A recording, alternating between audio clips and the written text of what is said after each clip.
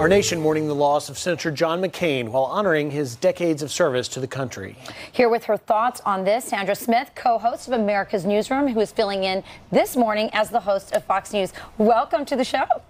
Hey, Rachel. Hey, Griff. Hey, Ed. And Ed, by the way, was watching your commentary all evening on this, and what a story and what a life, looking back at John McCain.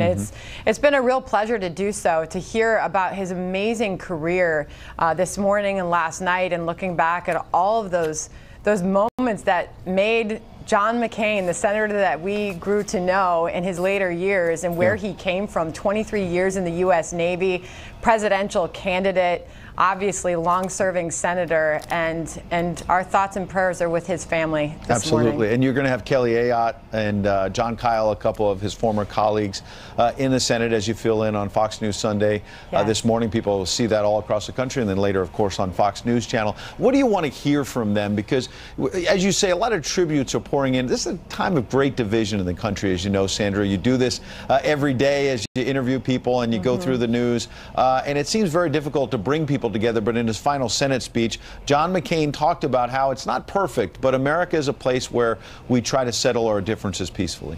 Certainly, and a big question about who's going to fill McCain's Senate seat. And Senator Kyle is there's whispers that he could possibly be a replacement. The Republican Arizona governor is responsible for making that decision and appointing someone to McCain's seat. But really interesting that we've got the Kavanaugh confirmation hearings coming up next week. And Ed, as you know, that's going to be a defining moment, which way everybody decides to go on this. And Senator Ayotte was the Sherpa for Neil Gorsuch, as you know. She came to Washington and was rallying support for Gorsuch, and then John Kyle is doing the same thing now for Brett Kavanaugh. So we'll certainly want to ask both of them about that. And Sandra, you've got another story out there that is quickly will address the fact that the report, not confirmed by Fox News, but a report out there that the FBI is ignoring the lion's share of Hillary Clinton emails. The president tweeting also about it yesterday, saying that the big story out, that the FBI ignored tens of thousands of crooked Hillary emails, many of which are really bad, also gave false election info. I feel sure that we will soon be getting to the bottom of all of this corruption. At some point, I may have to get involved.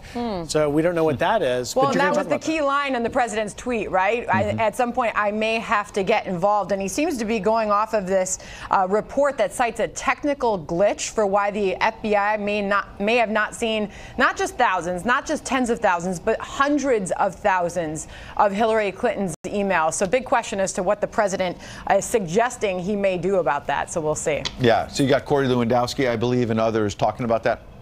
Well, yes, and this feud with Jeff Sessions continues with his own attorney general. So we're going to have the former attorney general, Alberto Gonzales, on and ask him, what does he think the president needs to do about that? Lindsey Graham said this week that the president is entitled to have an attorney general that he has confidence in. So what does Alberto Gonzales suggest? So we'll talk to the judge about that. And staunch, loyal defender of the president, Corey Lewandowski, will join us as well. All right. Excellent. Thanks, Sandra. Sounds like a great show.